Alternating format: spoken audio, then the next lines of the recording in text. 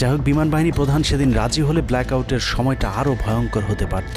বিমান বাহিনীর সহায়তা না পেয়ে শেখ হাসিনা পরদিন র্যাব প্রধানকে ডেকে আদেশ দেন তার হেলিকপ্টার প্রস্তুত রাখার। র্যাব প্রধান হাসিনার আদেশ অনুযায়ী ছাত্রদের বিরুদ্ধে অপারেশনে হেলিকপ্টার ব্যবহার করেন। হেলিকপ্টারের গুলিতে যতগুলো হতাহতের ঘটনা ঘটেছে সবগুলোই র্যাবের হেলিকপ্টার থেকে করা হয়েছিল। র্যাবের পাশাপাশি ঢাকার বাইরে দু একটি পাদে প্রায় সবকটি ডিভিশনের জিওসিরা দেশের বিরুদ্ধে অবস্থান নিয়েছিলেন। ঢাকার বাইরে থেকে বিশেষ করে ডিভিশন সাপোর্ট ব্যাটালিয়নকে অগ্রাধিকার ভিত্তিতে ঢাকায় নিয়ে আসা হয়, কারণ তাদের সাথে এপিসি সুবিধা ছিল। এপিসি গাড়িগুলো মূলত ছাত্রদের বিরুদ্ধে চূড়ান্ত পদক্ষেপ নেওয়ার জন্যই আনা হয়েছিল। রাষ্ট্রীয় গুরুত্বপূর্ণ এলাকা কেপিআই রক্ষায় 19 তারিখে সেনা নামানোর সিদ্ধান্ত নেওয়া হয়। নিয়ম অনুযায়ী সেনাবাহিনীর কেপিআই রক্ষার দায়িত্ব পালন করার কথা থাকলেও বিভিন্ন জায়গায় দেখা গেছে সেনাবাহিনীর ছত্রছায়ায় পুলিশ এবং আওয়ামী লীগ ছাত্রলীগের সন্ত্রাসীরা ছাত্রদের উপর হামলা চালিয়েছে। কোথাও সরাসরি সেনাবাহিনীকেও গুলি চালাতে দেখা গেছে।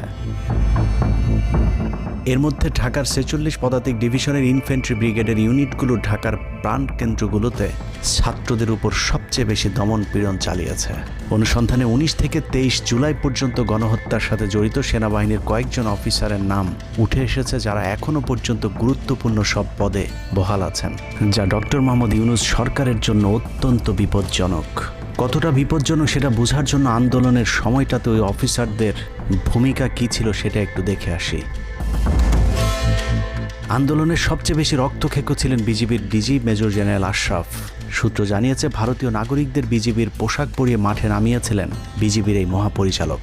সেনাবাহিনী শেখ হাসিনাকে পদত্যাগের পরামর্শ দেওয়ার পরেও শুধু বিজিবিকে নিয়ে হত্যাকাণ্ড চালিয়ে শেখ হাসিনাকে ক্ষমতায় রাখার গ্যারান্টি দিয়েছিলেন মেজর জেনারেল আশরাফ। 5 তারিখ হাসিনা পালিয়ে যাবার আগ মুহূর্তে তিনি স্বরাষ্ট্রমন্ত্রীকে ফোন করে বলেছিলেন, কয়েক হাজার মানুষ মারলেই পরিস্থিতি ঠান্ডা হয়ে যাবে, অতএব কোনো অবস্থাতেই যেন প্রধানমন্ত্রী পালিয়ে না যান। স্বরাষ্ট্রমন্ত্রীকে তিনি এমনটাই পরামর্শ দিয়েছিলেন। 5 তারিখ সকাল থেকে দুপুর পর্যন্ত ঢাকা শহরে সবচেয়ে বেশি তৎপরতা ছিল বিজেপির। ওই দিন সকাল থেকেই ঢাকার প্রবেশ পথগুলোতে চেকপোস্ট বসিয়ে তল্লাশি চালিয়েছিল মেজর জেনারেল আশরাফের বিজিবি। বিজিবির একটি সূত্র জানিয়েছে, বিজিবি মহাপরিচালক প্রতিদিন সিওদের কাছ থেকে হিসেব নিতেন কে কতজন ছাত্র হত্যা করেছে। বিজিবি মহাপরিচালকের নির্দেশনায় খুনের সেই প্রতিযোগিতায় সবচেয়ে ভালো পারফর্মার ছিল কর্নেল রিদওয়ান।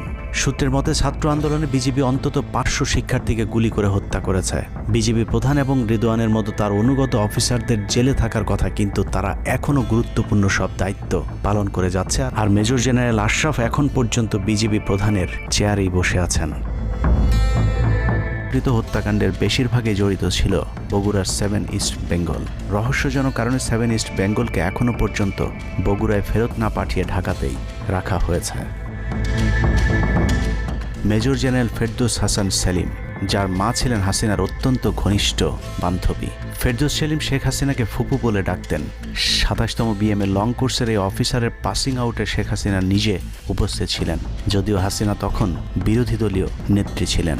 ডিজিএফের পদে থাকাকালীন হাসিনার টাকা পাচার এবং থাইল্যান্ডের বিভিন্ন ব্যবসা দেখাশোনার দায়িত্ব ছিল তার। 5 তারিখের সময়টাতে গুরুত্বপূর্ণ কোনো পদে না থাকায় নিজেকে এখন আওয়ামী বিরোধী দাবি করছেন ফেরদৌস হাসান সেলিম।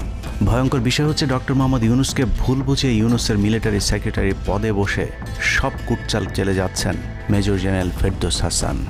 গ্যারান্টি দিয়ে বলে রাখলাম, সুযোগ পেলে সবার আগে ডক্টর মোহাম্মদ ইউনূসের মিলিটারি সেক্রেটারি নিজেই ইউনূসের গলা চেপে ধরবে। অতএব যত দ্রুত সম্ভব ডক্টর মোহাম্মদ ইউনূসের মিলিটারি সেক্রেটারির পদ থেকে তাকে সরাতে হবে। শেখ হাসিনার গণভবন ঠেকাতে সবচেয়ে বেশি শক্ত বলয় তৈরি করা হয়েছিল। অনুসন্ধানে জানা যায়, শেখ হাসিনাকে রক্ষা করতে গণভবনের আশপাশে সেনাবাহিনীর অন্তত 13টি অস্থায়ী চেকপোস্ট বসানো হয়েছিল, যেখানে east Bengal regiment, field regiment artillery, Bangladesh infantry regiment, infantry brigade headquarter সহ সেনাবাহিনীর বেশ কয়েকটি চেকপোস্ট বসানো হয়েছিল শুধুমাত্র শেখ হাসিনাকে রক্ষা করার জন্য।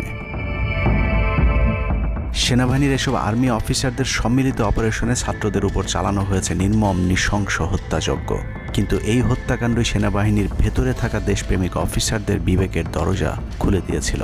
20 থেকে 23 জুলাই ইন্টারনেট বন্ধ করে যে পৈশাচিক হত্যাকাণ্ড চালানো হয়েছে, সেই দৃশ্য যখন একের পর এক সামনে আসতে শুরু করেছিল, তখন সাধারণ মানুষ যেভাবে স্তম্ভিত হয়েছিল, ঠিক একইভাবে সেনাবাহিনীর বিবেকবান জুনিয়র এবং মধ্যম সারির অফিসারদেরকেও ব্যাপকভাবে নাড়া দেয়। ভিডিওগুলো যত ছড়িয়ে পড়ছিল, ততই থমথমে হয়ে উঠতে থাকে সেনাবাহিনীর অভ্যন্তরীণ পরিবেশ।